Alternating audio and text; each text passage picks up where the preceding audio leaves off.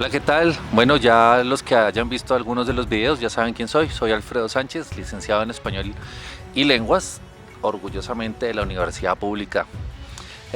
Bienvenidos una vez más a Clases Fáciles de Español para Colegio.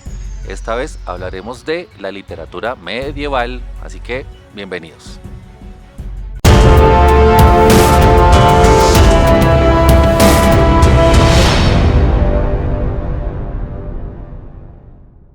Hablar de la Edad Media es un tema realmente apasionante. Imagínense ustedes, es un periodo de tiempo que dura 10 siglos, 1000 años, algunos dirían 10 generaciones. Son 1000 años, 10 siglos, en los cuales el ser humano le dio rienda suelta a forjar un pensamiento y muchas ideas de las que surgieron en la Edad Media aún son vigentes hoy. Así que todo empezó a girar en torno a forjar una ideología y una forma de comportarse frente al mundo, todo a partir de la religión.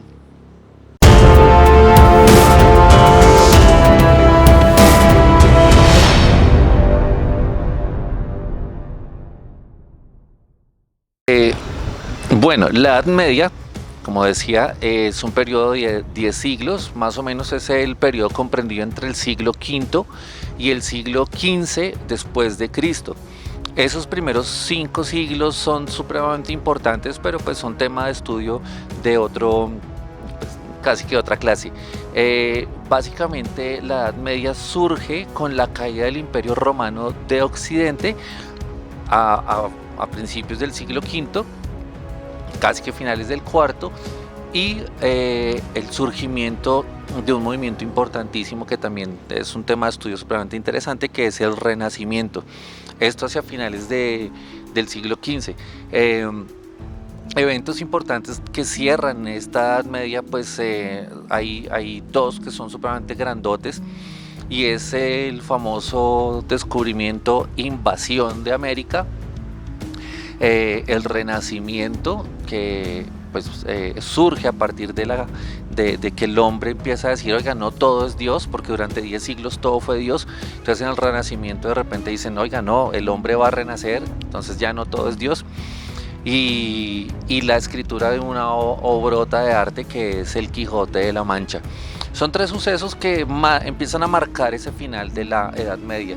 Entonces ya saben, Edad Media desde el siglo V hasta el siglo XV.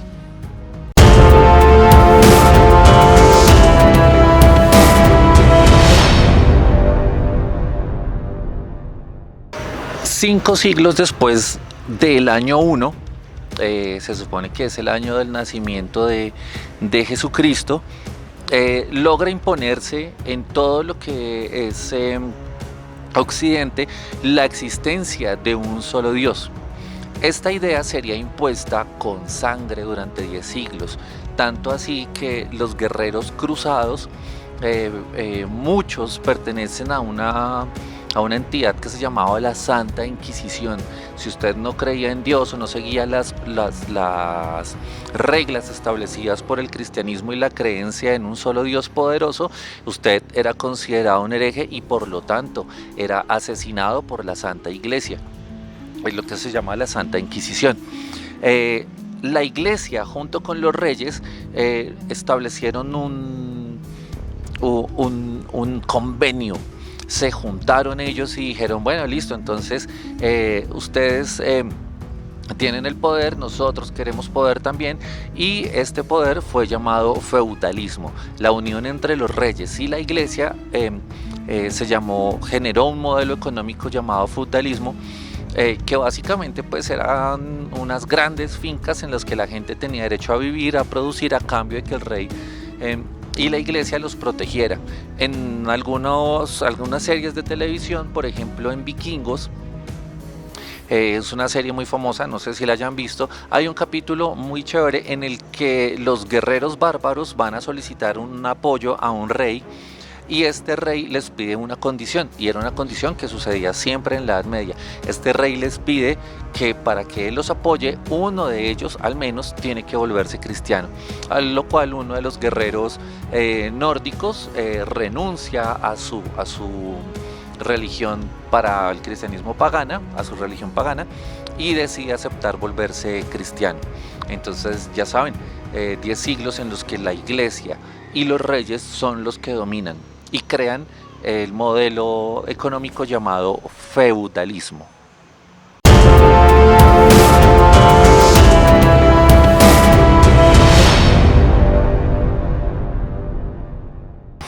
Entonces, teniendo claro que la iglesia es la que domina el pensamiento de todos, imponiéndolo a toda costa, como sea, entonces las obras escritas, las obras literarias, empiezan a tener básicamente dos divisiones, o son sagradas o son profanas.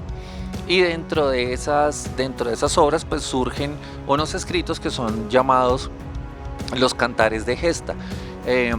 Muchos de esos escritos que surgieron durante la Edad Media, e incluso los valores que se crearon en estos libros llamados los cantares de gesta, muchos han generado productos culturales que han llegado hasta nuestros días. Por nombrar algo, y si usted de pronto en algún momento hiciera un estudio juicioso de lo que es El Señor de los Anillos como obra literaria, y pues en las películas también se puede ver, usted terminaría dándose cuenta que la obra El Señor de los Anillos está totalmente inspirada en toda esa mitología que se crea a partir de los héroes que surgen pues durante la Edad Media. Por nombrar algunos, así de los más importantes, está el Cantar del Mío Cid. Don Ruy Díaz de Vivar tiene estatua en una plaza importante en España. La leyenda del rey Arturo es una de las más famosas de esta época, la de la espada en la piedra. Y hay un libro que es supremamente interesante, que es el libro del buen amor del arcipreste de Hita, de los cuales hablaremos un poquito más adelante, y pues obviamente hablaremos más. Pero pues por ahora entonces vamos a hablar un poco de lo que fueron los héroes medievales. Hablemos de los héroes medievales.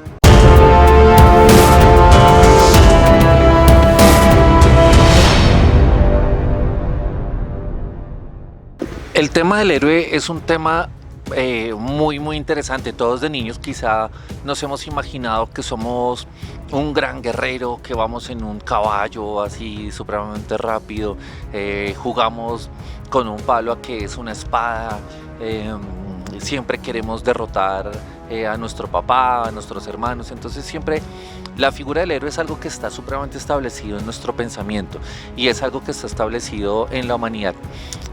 Ya desde la literatura de los griegos pues estaba la figura del héroe, y el héroe medieval digamos que es una transformación de esos héroes griegos, pero conservan características. Entonces, algo que rescató la iglesia, o que más bien que la iglesia no dejó morir durante la Edad Media, pues es ese carácter heroico. Pero pues estos héroes siempre van a tener una misión con la iglesia. Ya explicaremos eso un poco más adelante.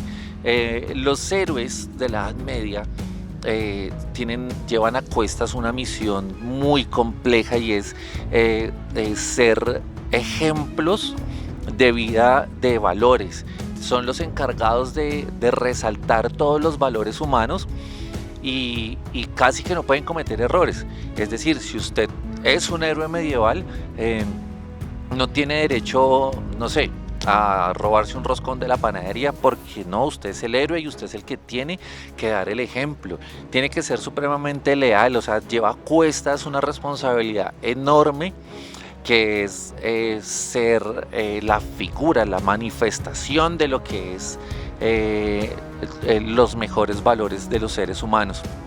Tanto así que en el caso del Cid, que es un tipo absurdamente correcto, le inventan un chisme medieval, un chisme del año 1200, en el que dicen que él está ayudando a los enemigos del rey.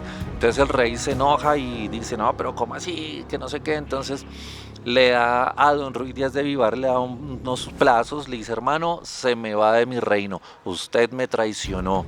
Entonces el Cid, pues como es leal al rey, no le refuta absolutamente nada, y con toda la venia del asunto pues le hace caso. Pero su misión es demostrar que todo fue mentira, y pues que él, a pesar de que su rey lo maltrató, lo ultrajó, mejor dicho, le dijo de todo, su misión es demostrarle que él siempre va a ser leal sin importar lo que pase. Entonces, una de las principales características de los héroes medievales es esa: llevar a cuestas la responsabilidad de ser seres casi perfectos, y son los encargados de demostrar los mejores valores de los seres humanos. La pregunta es, ¿usted sería un héroe medieval?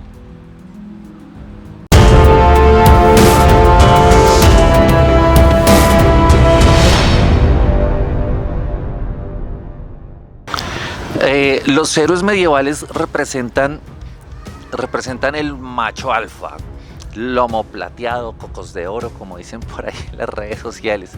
Eh, no es un concepto nuevo para la Edad Media, ya que aunque en todo este proceso de la cristiandad de borrar todo lo que tuviera que ver con religiones para ellos paganas, es decir, intentaron borrar todo lo que era la mitología griega, se escondieron los libros, todo eso, pero algo que siempre permaneció vigente y que la iglesia no trató de borrar es el asunto del carácter heroico.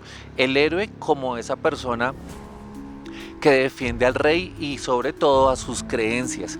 Así que entonces este héroe es un arquetipo, o sea, es ese ideal de persona, de ser humano, que aparte de ser leal, pues es, en este caso de la Edad Media, y teniendo en cuenta el carácter machista de toda esta historia, pues es el representante de la masculinidad, lo más así, el tipo alto, musculoso, preferiblemente con una barba, fiel a su familia, tiene una esposa hermosa, tiene unas hijas hermosas.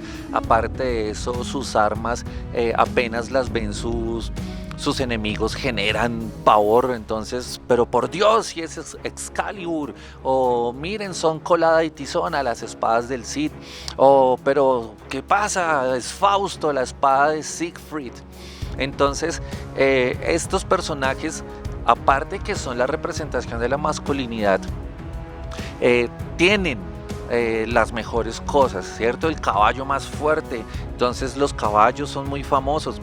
Tanto así que, por ejemplo, algo que se conservó, no sé si en estos días, no he vuelto a leer nada al respecto, pero por ejemplo, durante la Revolución Mexicana, los caballos eran una cosa supremamente importante. Entonces el caballo de Emiliano Zapata era famoso, y Antonio Aguilar tiene un álbum completo dedicado a solo caballos famosos. Entonces, a caballos famosos de la Revolución Mexicana. Eso es nuevo, ¿no? Pero entonces, volviendo a la Edad Media, el caballo es una figura supremamente importante, y el caballo es leal a ese héroe. Entonces, esta es otra de las características. El héroe medieval es el representante de la masculinidad, es perfecto a nivel físico, ¿no? Y es muy macho. Su esposa es hermosa, sus hijas son hermosas, sus armas son perfectas, su caballo es el más fuerte y el más rápido. Pero aquí hay un agregado, y es el asunto de Juana de Arco.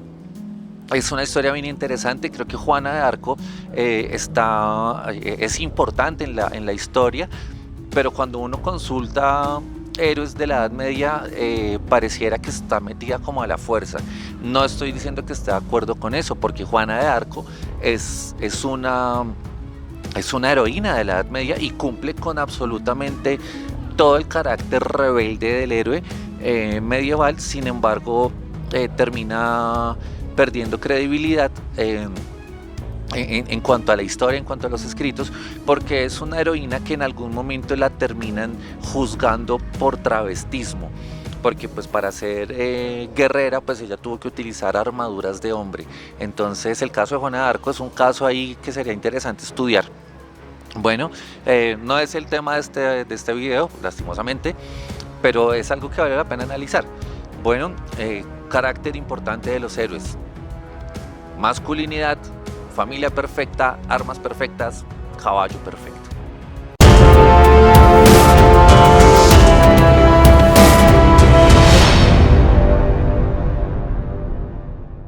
El héroe medieval estaba detrás de dos tríadas que son grandotas. El concepto triada tiene un trasfondo hasta místico, ¿no? Entonces, había tres grandes cosas que siempre buscaba el héroe medieval: honor, poder y gloria.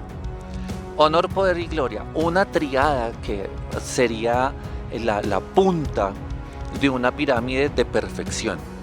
¿Cómo ganaba el honor? El honor se ganaba en las batallas, en las que este señor, incluso a veces agonizante, era capaz de levantarse y en un acto de valentía, e invocando las bendiciones de Dios y las bendiciones del rey, era capaz de sacar adelante guerras. Era capaz de ganarle, mejor dicho, a todo el mundo.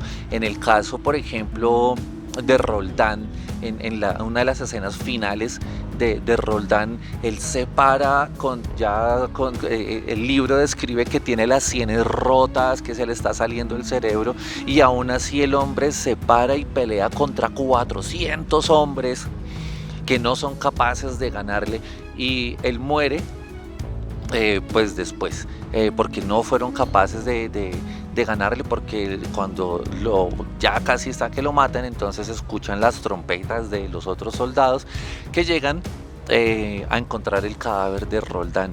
Entonces el honor se gana en las batallas.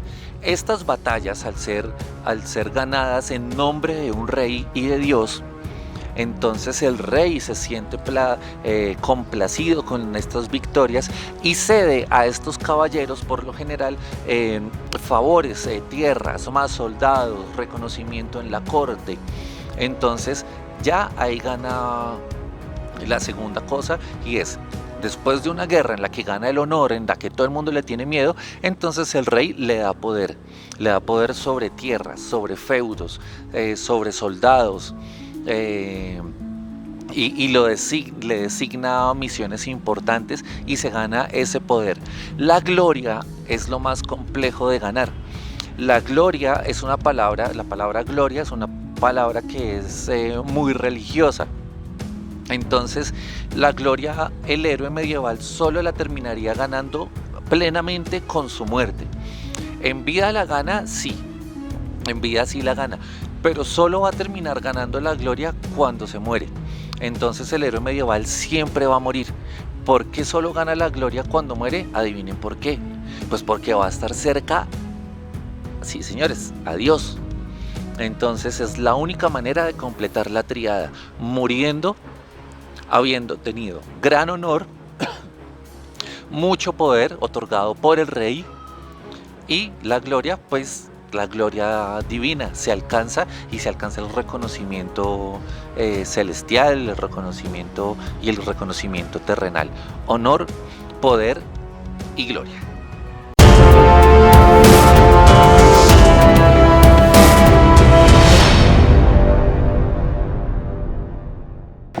Entonces, teniendo en cuenta esa triada, honor, poder y gloria, le sumamos la siguiente triada. Primer elemento de la triada: el rey. El guerrero medieval lucharía hasta la muerte y entregando su vida por el rey. O sea, si el rey dice que es blanco, así sea negro, nada, el guerrero va y defiende que eso es blanco. Entonces, ¿por qué? Como explicaba antes, porque el rey es el que le imparte el poder, y era la manera de ganar ese elemento de la triada anterior. Primer elemento de esta triada: el rey. El rey tiene la razón. El rey es el representante divino de Dios. El rey es el que tiene absolutamente todo el poder. Aquí viene el siguiente elemento de esta segunda triada: Dios. Los guerreros medievales de la Baja Edad Media aún creían en algunos dioses que la iglesia cristiana llamaría paganos, pero aún así estos guerreros daban su vida por esos dioses y por favores de esos dioses. Es el caso de Beowulf, un texto del año 700 más o menos, en el que Beowulf ofrece todo a sus dioses. Se me olvida en el momento, lo había escrito, se me olvidó. Entonces, pero aún así, ¿por qué? Porque son estos dioses los que los van a proteger. Con el progreso de la Edad Media, pues el único dios que va a proteger pues es el dios católico o el dios cristiano. Entonces, segundo elemento de la triada, hago lo que sea por Dios y por el rey, porque ellos dos, el rey me da el poder, Dios me da la gloria. Ahí se van complementando estas dos triadas. Y la siguiente parte de esta triada, de esta segunda triada, es la familia. El guerrero medieval está dispuesto a sacrificar a su familia por defender las ideas del rey y las ideas de Dios. Porque a pesar de esto, es a través de la familia que puede ganar el elemento de arriba, el de la otra triada. O sea, la familia, a través de la familia, el guerrero medieval gana honor. Entonces se completa la triada: rey, Dios, familia. Pondría a Dios entonces de primero, en la punta aquí de este triangulito: Dios, rey y familia. Dios porque me da la gloria, rey porque me da el poder, familia porque es la que me da el honor. Parecería chistosa esta analogía que voy a hacer aquí, pero por ejemplo en Colombia hay unos pueblos en los que se celebran ciertas fiestas. O sea, es normal, hay fiestas, todo el mundo se va a tomar alcohol, bueno, hay un montón de rituales populares que hace la gente en estas fiestas, y en esas fiestas a veces hay familias que aprovechan para pelearse entre familias. Se pelean así, mejor dicho, hasta que a veces hay hasta muertos. Esa tradición es un asunto muy medieval, porque en esas peleas las familias ganan nombre en el pueblo, ganan cierto honor. Fulanito le ganó a fulanito, y a veces esperan hasta la próxima fiesta para la venganza. Entonces, estas tradiciones de pelearse entre familias es un asunto muy medieval. Y sobre todo, pues es por defender el apellido, por defender mi familia, mi sangre, ¿cierto? Entonces, es que yo por mi mamá me hago matar. Eso es un asunto muy medieval. ¿Por qué? Porque la familia es la que me da, la que termina generando mi honor. Ahí están, se completan entonces las dos triadas: honor, poder y gloria. El rey me da el poder, Dios me da la gloria, y la familia me da el honor. Obviamente se complementan, ¿no? Pero pues ahí están.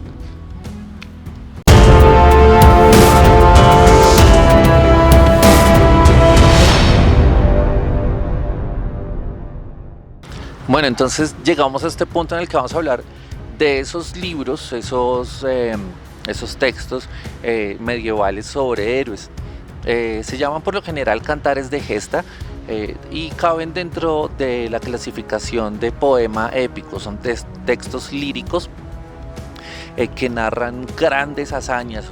Por eso se convierte en épico, ¿es cierto? Algo épico, entonces es algo que sobrepasa fronteras, que es enorme. Bueno, entonces podemos hacer de nuestras vidas también un poema épico cuando si fuéramos capaces de narrar nuestra vida como una gran lucha de manera pues poética. Bueno, entonces arranquemos con uno que es uno de mis favoritos. Tiene una película, bueno, tiene varias, pero hay una que es en animación, en live action, que uno de los personajes lo hace Angelina Jolie.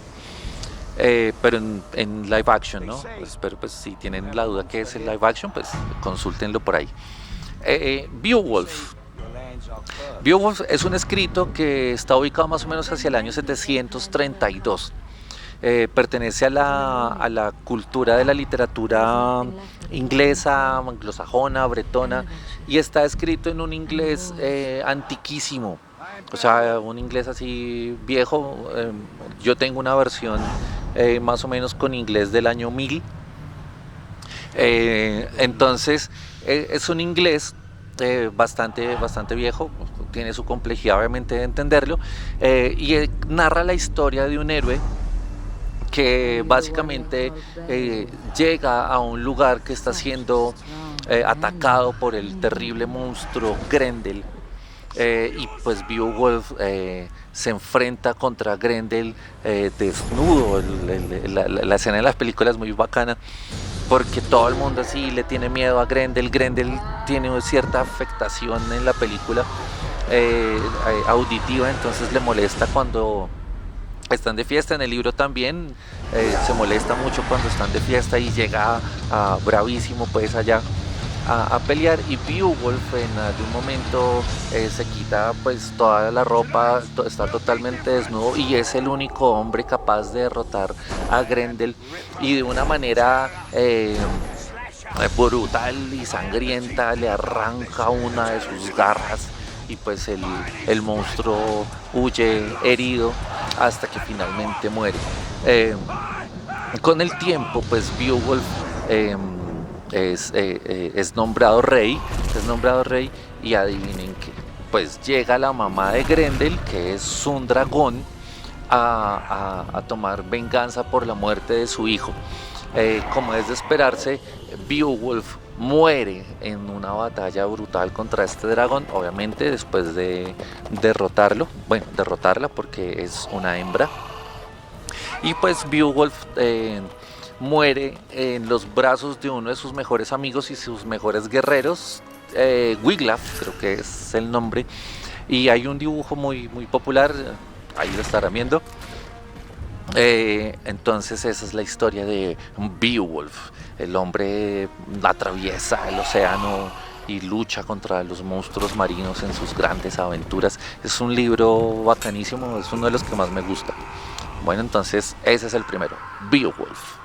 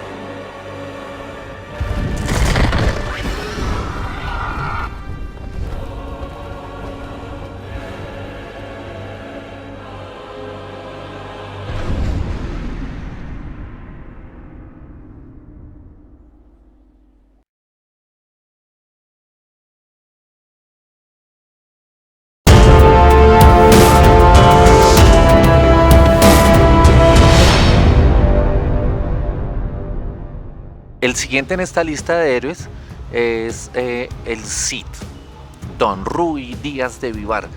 Ya decía antes, tiene una estatua así pues supremamente importante en alguna plaza de España.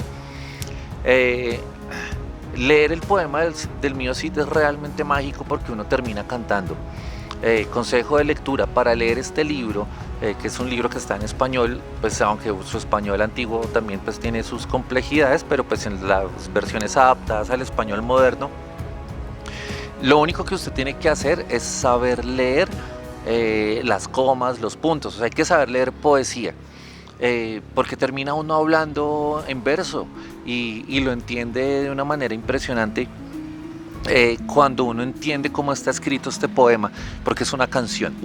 Y los que conmigo vengan, de Dios reciban buen pago, y aquellos que aquí quedasen, quiero contentos dejarlos. Bueno, ya más adelante hablaremos de uno que se llama, por ejemplo, la canción de Rolando, o en francés la chanson de Roldán. Entonces son canciones, ¿por qué? Porque son poemas. Tienen una métrica, tienen un ritmo, tienen una rima y eso los hace fáciles de leer. Entonces el poema del mío Cid es supremamente impresionante y además teniendo en cuenta que Don Ruy Díaz de Vivar eh, eh, él cumple todo el camino del héroe de la teoría que escribe Joseph Campbell. Después en algún otro capítulo hablaremos de la teoría del héroe, no es compleja, igual la pueden buscar.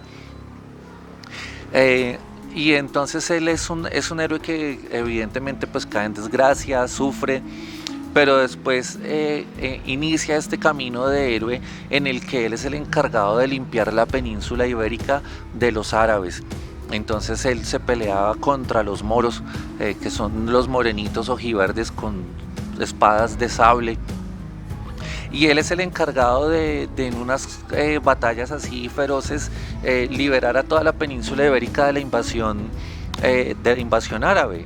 De hecho, son hechos históricos que existieron porque los árabes pretendían invadir la península ibérica por abajo, por el sur.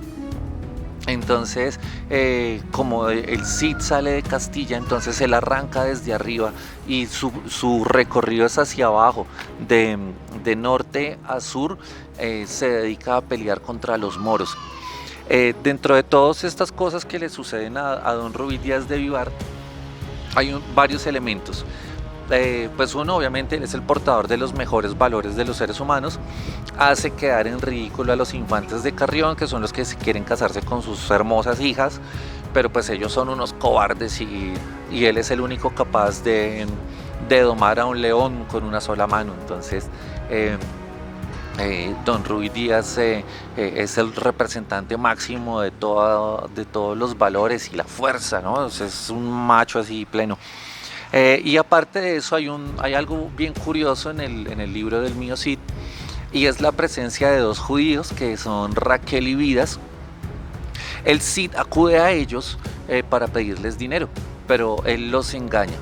Él los engaña con unos cofres llenos de arena, haciéndole creer a los judíos que hay ahí dinero, pero pues él les pide a cambio más dinero del que supuestamente hay ahí, porque él necesita subsistir, no tiene con qué sostener a sus soldados. Entonces los engaña, hace ver a los judíos como avarientos, y como dueños de la única posibilidad de préstamo.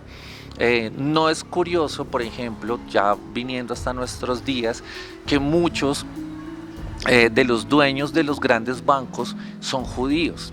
Es algo que se veía desde la Edad Media, y es ese carácter comerciante y medianamente usurero que ha tenido el pueblo judío en cuanto al asunto de los negocios, a pesar de que son ellos los que portan los principales ideales religiosos.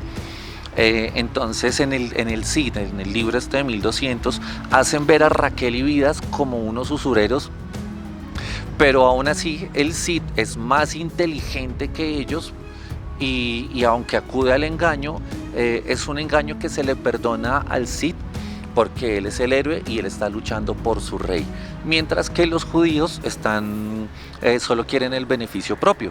Entonces, por eso, aunque el engaño no es correcto, al Cid se le perdona el engaño, porque él lo hace solo para defender su honor y para darle, a través de las batallas ganadas, darle las ofrendas a ese rey. Entonces, en este caso, al Cid se le perdona el engaño.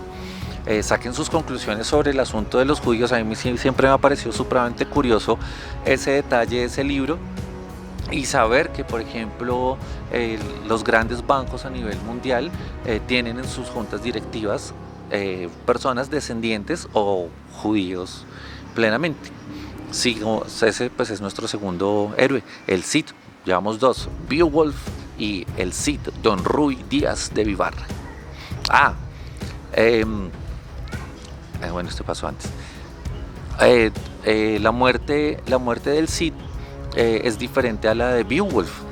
El Cid muere de viejito, tiene una vida plena después de las guerras, recupera su honor cuando vuelve al reino. El rey se disculpa con él porque evidentemente cometió un error cuando lo expulsó, y entonces el Cid logra casar a sus hijas con personas que valen la pena, y él muere en las mejores condiciones. Una vez muerto, gana la gloria y tiene una estatua.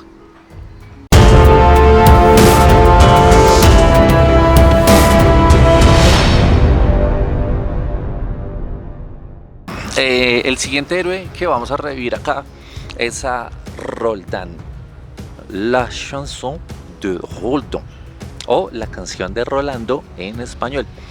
La canción de Rolando es un poema épico francés de la literatura medieval, obviamente, del siglo XI más o menos. Adivinen qué pasa con el pobre Roldán. Efectivamente, tiene que morir. ¿Cómo muere? Muere en una batallota, hermanos, pero uff. O sea, eh, Roldán es leal a Carlos el Grande. Entonces es una pelea entre Francia y lo que en el texto aparece como los infieles. Los infieles, en este caso, hay unos españoles, hay unos bretones, o sea, hay una mezcla ahí bien interesante de razas. Y Roldán entonces muere en una tremenda batalla que se llama la batalla de Roncesvalles. Allí muere porque Ganelón, uno de los soldados que lucha hombro a hombro con él, los traiciona. La traición es algo que suele aparecer en esta clase de literatura de los héroes medievales. Ganelón jura sobre la cruz de su espada, que se llama Merglés, jura entregar la vida de Rolando. ¿Por qué? Pues porque le tiene envidia. Entonces, cuando Rolando y sus guerreros, que son 12 por lo general, se quedan solos, pues llega el ejército enemigo, los atacan por la retaguardia, porque Ganelón les dijo cómo atacar después de que se fuera Carlos el Grande, después de que se quedaran solos, y los atacó. Entonces Roldán se niega a tocar el cuerno para llamar a su rey, a Carlos, porque él dice: no, yo tengo que pelear aquí solo porque el rey tiene que saber que yo soy digno.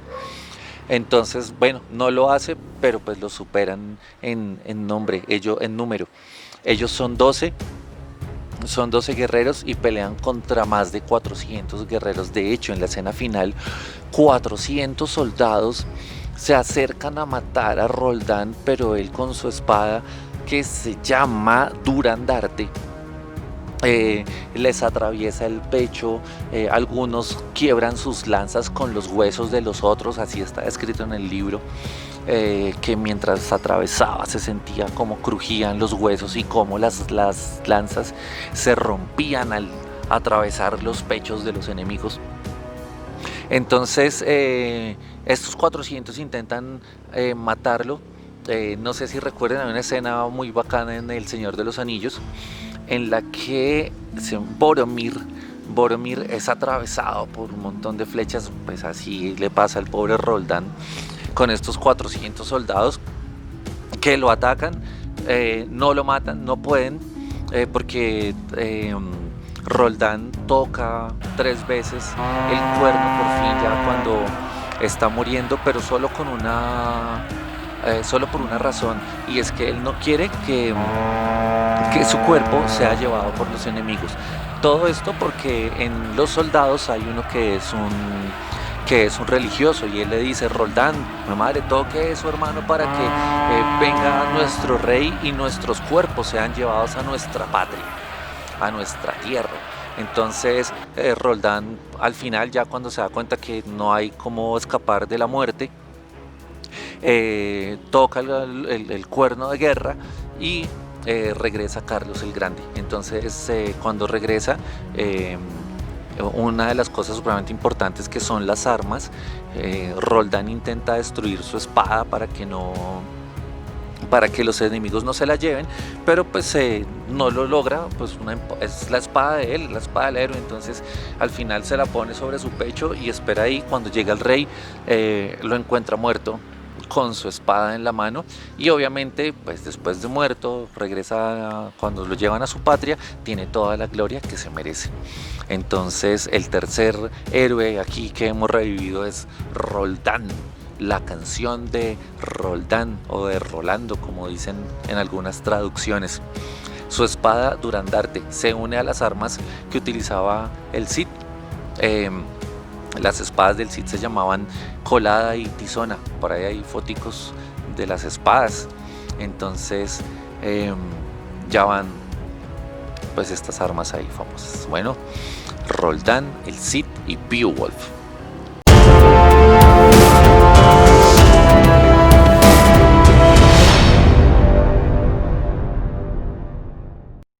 En este punto llegamos a uno de los héroes más famosos de la Edad Media y es nada más ni nada menos que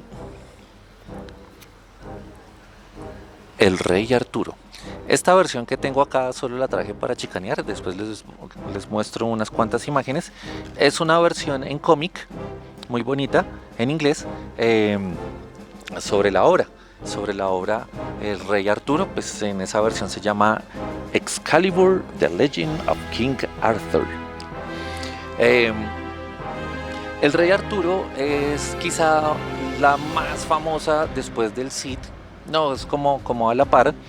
Es un texto de la cultura de Gran Bretaña, lo ubican allá por esos lados, Inglaterra, bueno, Escocia, bueno, por allá por todos esos lados. Y es un texto que se popularizó hacia finales, hacia mediados del siglo XII. Sin embargo, se cree que tiene su origen en el siglo V o el siglo VI, más o menos. Se cree que son las primeras versiones de la historia del rey Arturo. Esta historia es la popular porque es la típica, es la historia que conocen muchos, así sea por dibujitos animados. De hecho, durante los años 70 hubo una serie de dibujos animados que se llamaba El Rey Arturo, que eran dibujitos, y es la historia del sujeto que el único que es capaz de sacar la espada que está clavada en una piedra, porque él es el heredero del reino. En este caso, nuestro héroe tiene algo particular, y es que además de ser el héroe, él es el rey. Y tiene una mesa de caballeros, que es los caballeros de la mesa redonda, son 12 otra vez, así como los guerreros que aparecían en Roldán, que son 12. Aquí agrego algo, y es que cuando uno se lee todos estos libros y termina dándose cuenta que pasa algo con el asunto de los números, y es que todos los números empiezan a tener, las cantidades tienen su magia. Muchas veces se ha creído que los guerreros terminan siendo 12, haciendo una referencia directa a los 12 apóstoles, un héroe y 12 personas que lo siguen. Los nombres pues son ahí, cada uno tiene su supernombre. Robin Hood es una figura que nace por allá también inspirada en cosas de la Edad Media, tiene 12 caballeros que lo siguen.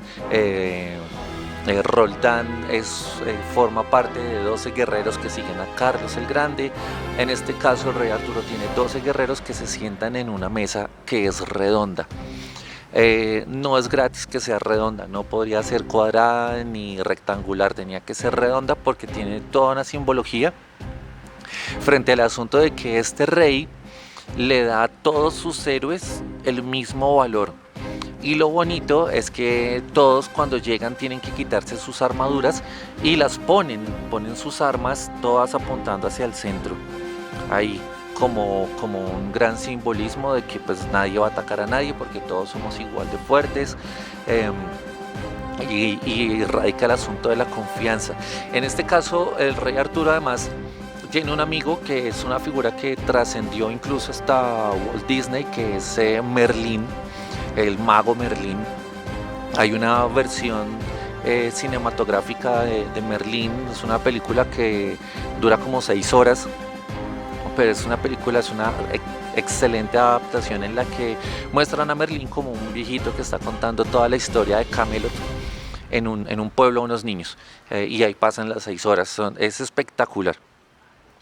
Además de eso, el rey Arturo tiene la misión de encontrar el Santo Grial, que se supone que es la copa en la que Jesús tomó vino durante la última cena. Entonces el carácter religioso de esta obra es supremamente elevado. Además, esta obra pues también le dio origen sí, Lancelot, iba a decir Lanzarotes, que algunos dicen, en algunas tradiciones literarias lo llaman Lanzarote, pero pues es el mismo Lancelot. Esta historia otra vez tiene la muerte. Aquí la muerte es un poco más cruel porque el rey Arturo muere a manos de un traidor, como raro. Estas historias están llenas de traidores, pero lo peor de este traidor es que es el propio hijo del rey Arturo. el propio hijo del rey Arturo. Por cosas del destino no vivieron juntos y pues el chino no lo quiere, entonces lo mata en una batalla. Aparte de eso, pues ahí a esta se le suma la magia, el asunto de la magia. Entonces es una historia, sobre todo es una historia de amor, por lo que pasa entre la esposa del rey Arturo, Lancelot, y pues el rey Arturo. La traición del hijo, magia con Merlín. Entonces es una historia realmente bonita, como material literario, porque pues nadie quiere que muera su héroe. Entonces el rey Arturo aquí muere.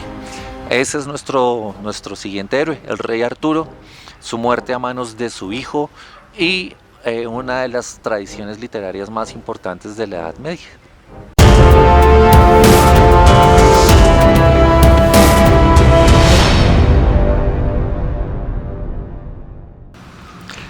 Casi cerrando esta parte de los héroes, porque todavía falta un pedacito más sobre la literatura medieval, pero cerrando esta parte de los héroes, voy a hablar de dos más. Hay muchos. Está Siegfried o Sigifredo, del Cantar de los Nibelungos. Siegfried es el popular héroe que derrota a un dragón con su espada, con su espada Fausto. Y que cuando mata al dragón con su espada y logra abrirle las venas al dragón, entonces se baña en su sangre. Cuando Siegfried se baña en la sangre de este dragón, entonces el dragón, esta sangre lo vuelve inmortal. Pero, pequeño detalle, le queda una hojita pegada por aquí en la espalda y en ese pedacito no le cae sangre del dragón, entonces ese es su punto débil. Entonces, y esta es una historia otra vez llena de muchísimo amor, muchísima traición, muchas guerras y evidentemente la muerte del héroe. Muere a manos de Hagen, otro héroe con una lanza. De estos dos personajes, de Siegfried y Hagen, por ejemplo, aparecen en la sexta temporada de la primera parte de Los Caballeros del Zodiaco. Porque pues aparecen como héroes que están luchando para defender a Hilda y toda la tradición de la literatura nórdica. Este es un héroe vikingo, ¿no? No vikingo como los que conocemos vikingos, pero es un héroe germánico, o sea, que es descendiente de esta cultura. Entonces, pues, nada, sienten que Siegfried, en la historia, sienten que Siegfried fue un traidor y abusó de una chica. Entonces hay que leerse la historia para que se enteren cómo fue el asunto. Yo estoy a favor de Siegfried. Y Hagen, entonces, sabiendo y descubriendo el punto débil de Siegfried, entonces lo mata a traición, lo mata por la espalda clavándole una lanza justamente en el lugar donde no le dio la sangre del dragón. En el caso de Los Caballeros del Zodiaco es muy bonito porque Yoga le dice a Pegaso que reconozca cuál es el punto débil y porque es un punto muy específico. Y entonces, bueno, con todo el asunto ahí del anime, logran derrotar a Siegfried, y es el más poderoso de todos los caballeros que tiene Hilda en esta temporada, pues, de Los Caballeros del Zodiaco. Nuestro último héroe de esos lados, porque voy a hablar de uno de estos lados que me encanta hablar de este libro. Entonces Siegfried se suma a nuestros héroes: Siegfried, Beowulf, el Cid, el rey Arturo.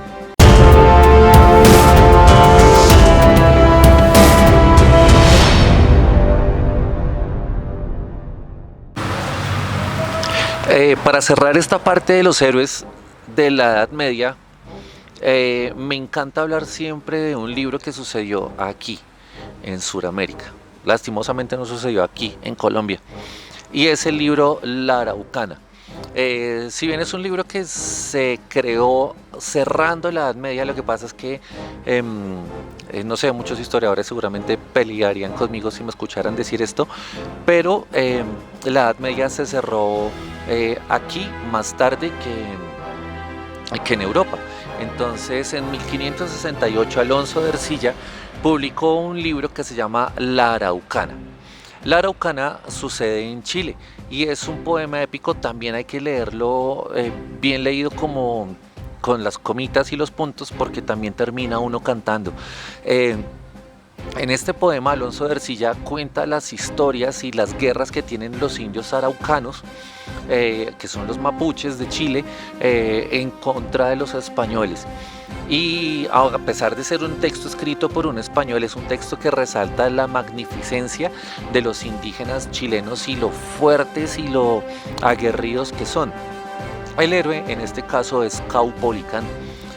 Caupolicán es un indígena, como está descrito en el libro, que es enorme, con su cabello largo, moreno, es supremamente fuerte, es capaz de luchar durante 7 días contra otro indígena, en ese momento se me olvida el nombre. Caupolicán es capaz de arrancar un árbol de 10 metros con sus manos y es capaz de cargarlo y pelear con él a cuestas. Entonces, Caupolicán es nuestro héroe. La verdad no recuerdo si muere, pero durante lo largo del texto, Alonso de Ercilla se encarga de describir todas las armas que utilizaban los indígenas en contra de los españoles y las descripciones que hace, por ejemplo, de cómo las masas son unas armas con unas bolas, con chuzos, como las masas de los indígenas estallaban los sesos de los españoles en cruentas batallas.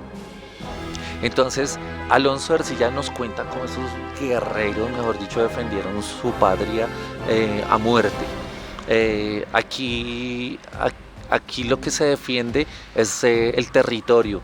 Una variación que puede haber ahí es que estos indígenas no es honor, poder y gloria. Bueno, sí, el honor de una raza, ¿no? No el honor individual.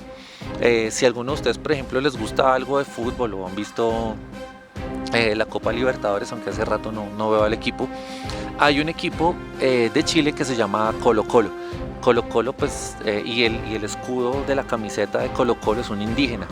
Colo Colo, pues, no es nada más ni nada menos que el anciano sabio de esta obra, el que aconseja a Caupolicán cuándo pelear, cómo pelear y todo eso. Entonces este anciano sabio termina siendo el consejero al hacer las equivalencias, por ejemplo, con la leyenda del rey Arturo. Colo Colo es el equivalente a Merlín, es el anciano sabio, el que tiene las visiones y todo este tipo de cosas. Entonces a nuestros héroes míticos, medievales, le sumamos un indígena. Y esto a mí me encanta, me parece bacanísimo. Ojalá algún día lean La Araucana, porque es un texto, lo que les digo, a pesar de ser un texto escrito por un español, es un texto que resalta la fuerza y la furia de una raza latinoamericana como son los indios mapuches. Entonces a estos héroes se les suma Caupolicán, el guerrero de La Araucana, un guerrero americano.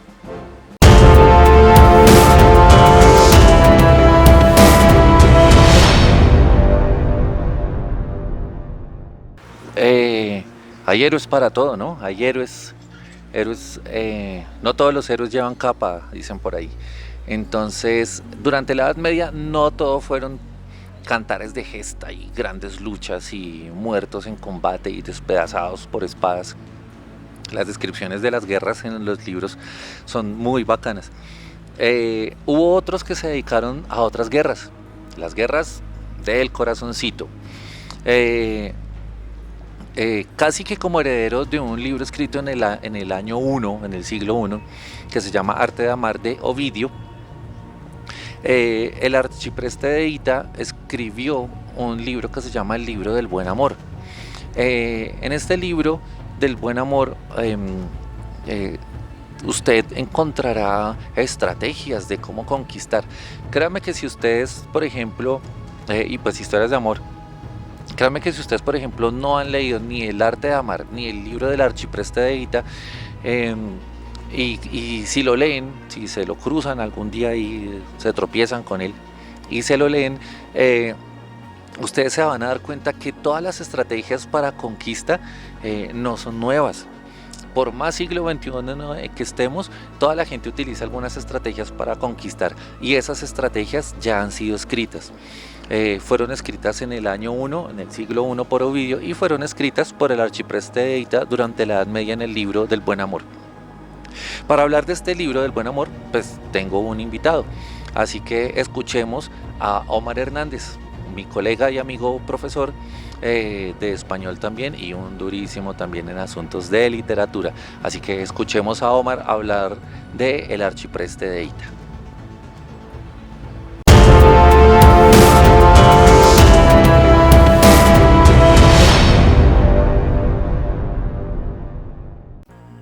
La literatura de la Edad Media no solamente fue de héroes, no solamente fue de batallas, no solamente fue de heroínas, no solamente fue de esos grandes hazañas, sino que también se hicieron las preguntas que nos hemos hecho en todas las épocas.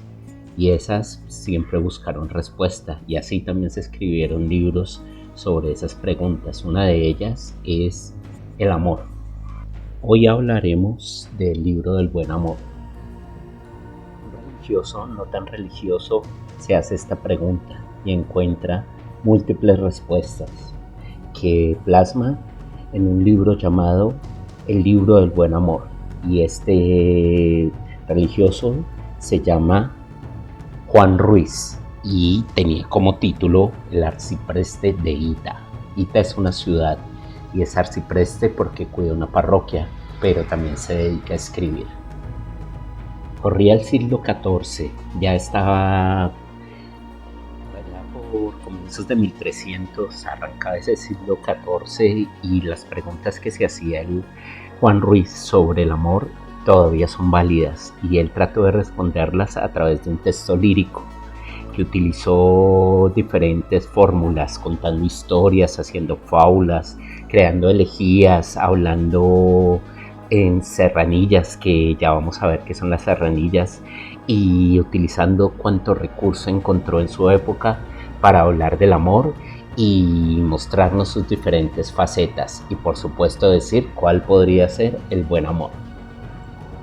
Él se hacía la pregunta sobre el amor carnal o el amor a Dios, o si en realidad esos amores eran diferentes, o a qué mujer o qué tipo de mujer deberíamos amar, si la belleza pasaba por el amor, si uno se enamoraba de las mujeres bellas o no, pero siempre también en la clave de hombre. No hablaba mucho sobre cómo se enamoraban las mujeres, pero sí cómo el hombre podía tener estrategias para enamorarlas. Así, retomando los aprendizajes de Ovidio en el arte de amar, pues también nos dice que para conquistar a una mujer había que hablarle, había que decirle muchas cosas que quisiera escuchar, también tener una amiga que fuese cercana a ella para que ella le dijera las intenciones reales de ella y cuáles son sus sentimientos.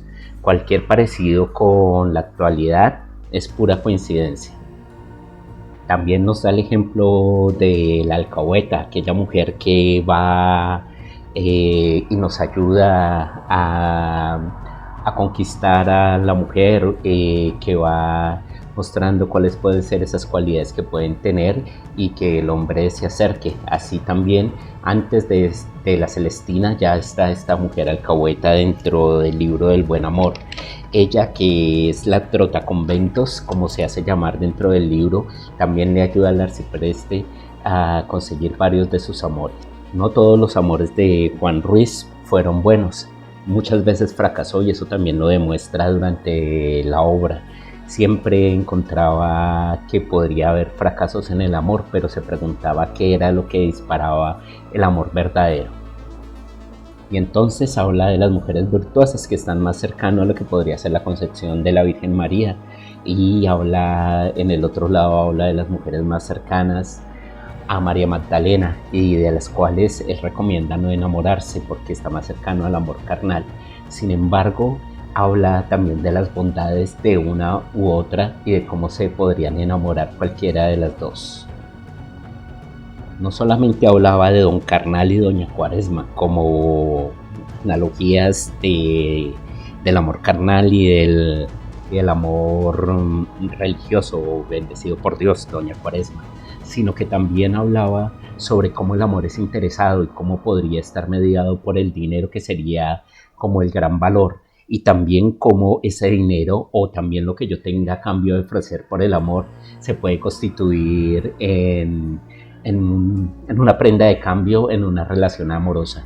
Así aparecen las serranas, aquellas que cuidaban los pasos en las sierras y en las serranías, y ellas eran capaces de pedir favores amorosos a cambio de dar un hospedaje, indicar una ruta, ayudar al viajero en el trasegar de las montañas. También habla de esas serranas y lo muestra cómo eran mujeres grandísimas, él decía que eran feas, y cómo se acercaban al viajero en búsqueda del amor. Ahora trata de responder la pregunta: ¿por qué no nos enamoramos? ¿Qué es el amor y cómo nosotros lo podemos conseguir? Es una obra muy llamativa que, aunque esté escrita hace más de 700 años, nos ofrecen todavía enseñanzas. Sin embargo, acá viene el pero. Se habla del hombre buscando el amor, nunca se habla de la mujer buscando el amor. Se habla de cómo el hombre debe buscar una mujer virtuosa, se habla de cómo debe buscar ese amor que sea bueno, y siempre se hace desde la parte masculina, sin preguntarse realmente qué sería lo que quisiese una mujer. Por eso es tan importante seguir hablando del amor y hablar de manera contemporánea, reconociendo todo lo que nos enseñó Ovidio, lo que nos enseñó el arcipreste, pero también reconociendo que hay otras miradas al amor y no solamente nos podemos quedar en lo que nos dicen los textos clásicos.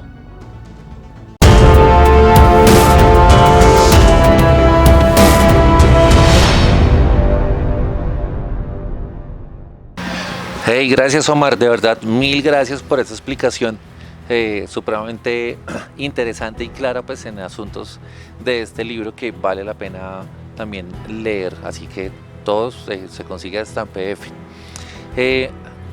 Para no irnos de esta clase de español fácil para colegio sin nombrar grandes obras de la Edad Media, cabe resaltar que uno de los propósitos de la literatura de la Edad Media siempre fue enseñar, adoctrinar a la gente y sobre todo inculcar el respeto por los valores. Entonces, si los héroes eran un ejemplo, había otro tipo de literatura que buscaban adoctrinar a la gente frente al asunto de los valores. Y como les decía al principio, pues también hubo literatura que fue considerada profana porque hacía reír. Entonces, dentro de esos textos, por ejemplo, hay un libro muy interesante que se llama El Decamerón. Y el Decamerón es una colección de 100 cuentos. 100 cuentos en los que usted puede encontrar de todo. O sea, cuando digo de todo, es de todo. Sexo, drogas y rock and roll. Bueno, rock and roll no, porque no existía, pero son 100 cuentos que incluso algunos fueron censurados para la época.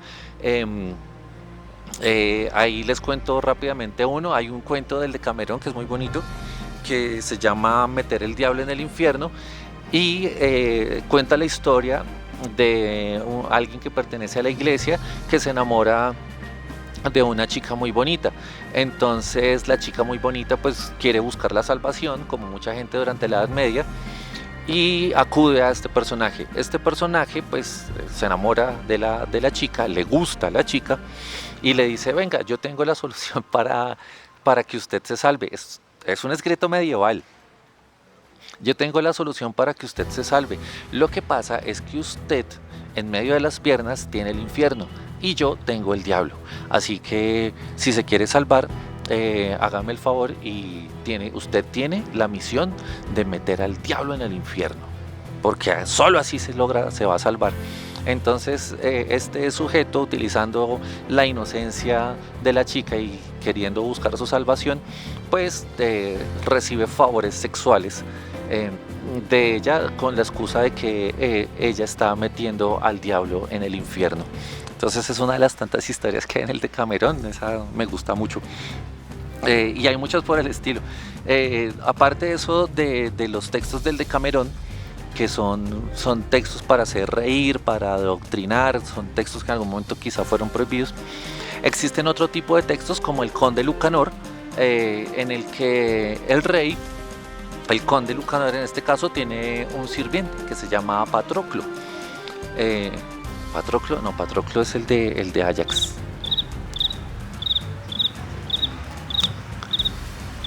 El de Ajax no, el de Aquiles.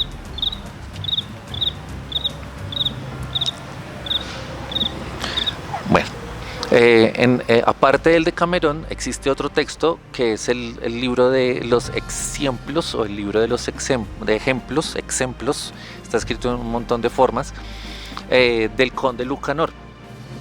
En este cuento, en este libro, el Conde Lucanor habla con con su fiel consejero, y siempre buscan soluciones a problemas comunes, y cuando uno los lee estos ejemplos del texto del Conde Lucanor, se da cuenta que muchos de esos textos llegaron a nuestra tradición oral y que son textos que han sido replicados en los pueblos como parte de un acervo cultural oral. Pero como siempre buscan que la gente aprenda de errores y siempre esté buscando el valor, conseguir ser justos. Entonces en este tipo de textos se busca la justicia. También cabe resaltar que durante la Edad Media, seguramente muchos de ustedes han visto los cuentos de los hermanos Grimm en Caracol los fines de semana a las 6 de la mañana. Muchos de estos cuentos surgen de tradiciones literarias orales de la Edad Media, y son cuentos para adultos. Algunos de esos también tenían su picantico, así como algunos del Decamerón, pero muchos de esos cuentos también eran utilizados con la única pretensión de que las personas se dieran cuenta que las malas acciones generan castigos divinos. Entonces eran cuentos utilizados para educar a la gente.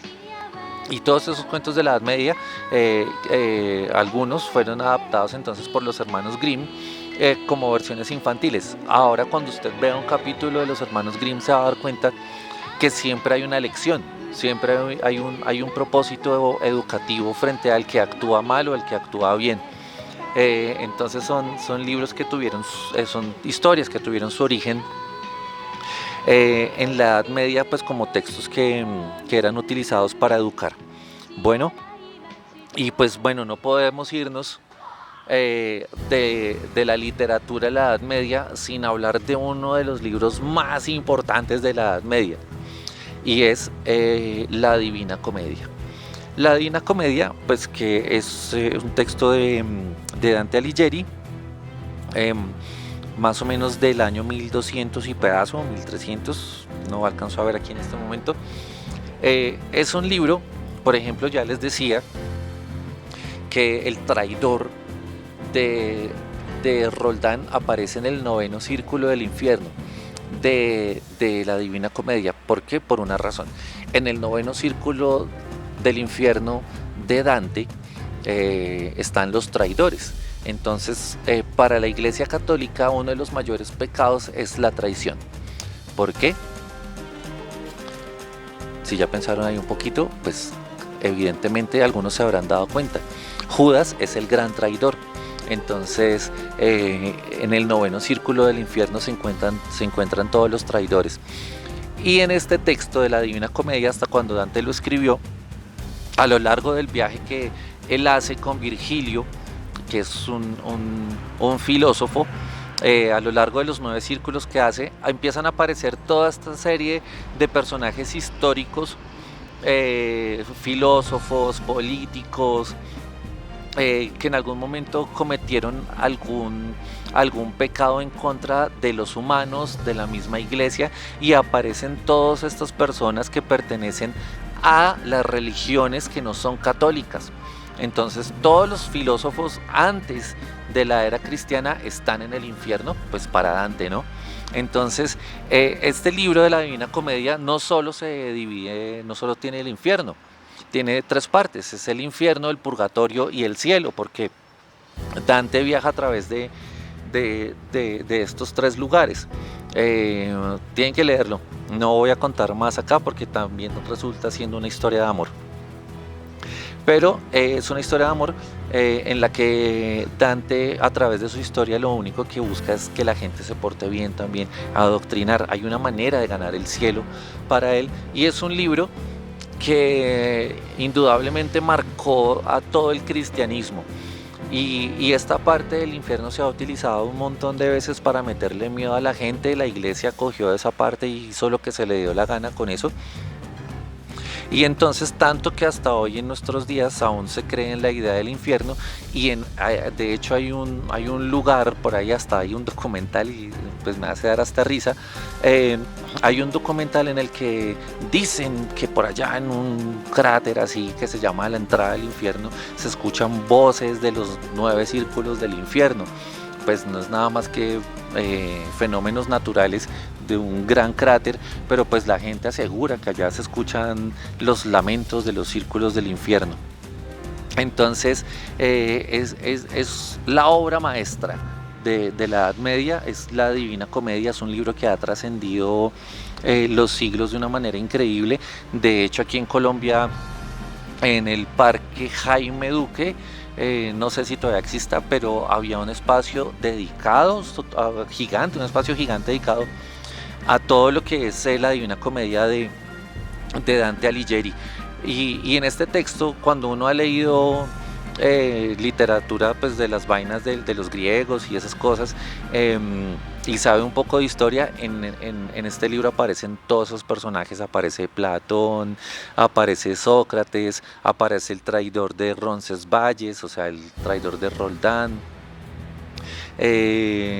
Aparecen árabes que pertenecían a los infieles. Bueno, aparece un montón de gente ahí que no asumieron el catolicismo. Entonces Dante los manda al infierno. Pero ya les digo, no solo tiene esa parte, tiene el infierno, el purgatorio y el cielo. Bueno, todo por Beatriz. Entonces hay que leer la Divina Comedia. Lo dejé de último por lo que les digo, es quizá la obra más representativa de toda la Edad Media y de todo lo que significaba el catolicismo para la época. El miedo infundido por el catolicismo durante 10 siglos. Si no creías en Dios, eras un hereje, pagano.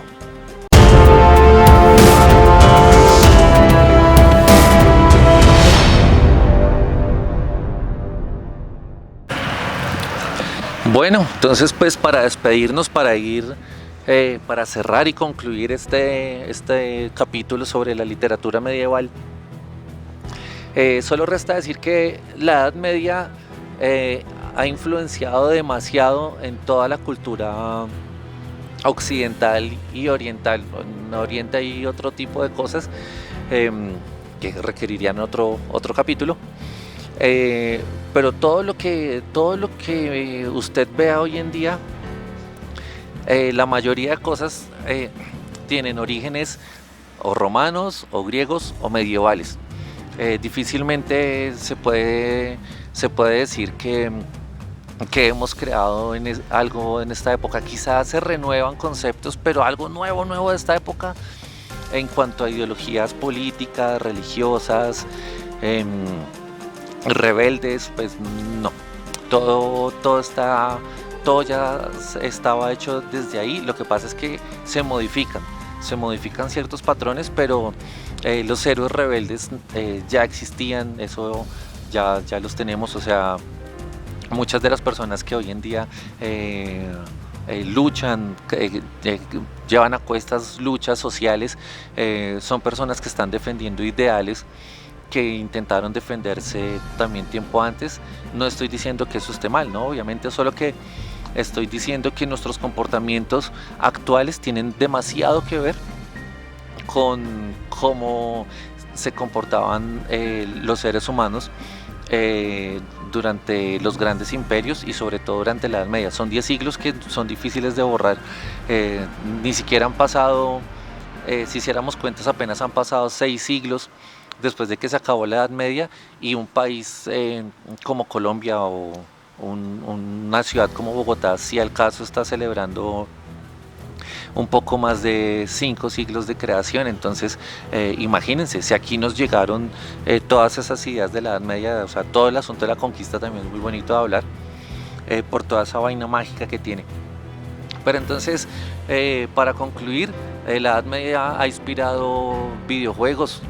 Si usted alguna vez ha jugado Assassin's Creed, el Revelations, tiene partes de la Edad Media. Hay uno que es totalmente medieval.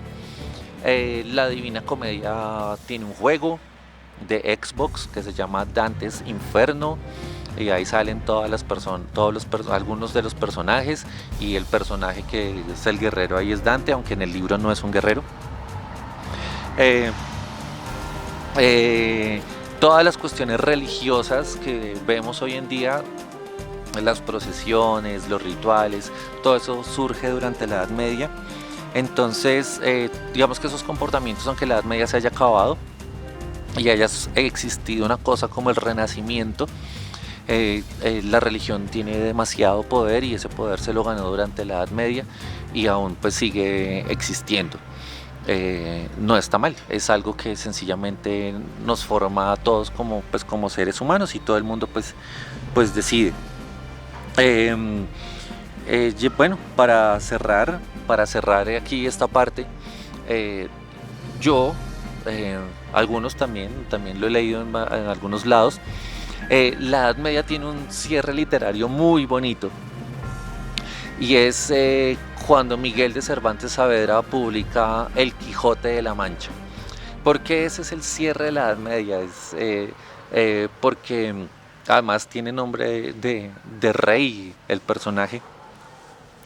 Don Alonso Quijano, que es el personaje, que es Don Quijote, se dedica a leer libros de caballería. O sea, ese man se lee todos los libros de la Edad Media, todos los que les conté, se los lee. Y se los lee tanto que el hombre se le corre el coco. Y decide él mismo salir a hacer su cantar de gesta. Y también entonces Don Quijote también quiere la armadura más preciosa, más reluciente, la espada más larga, el caballo más rápido, pero pues su caballo no es ni rápido ni es fuerte.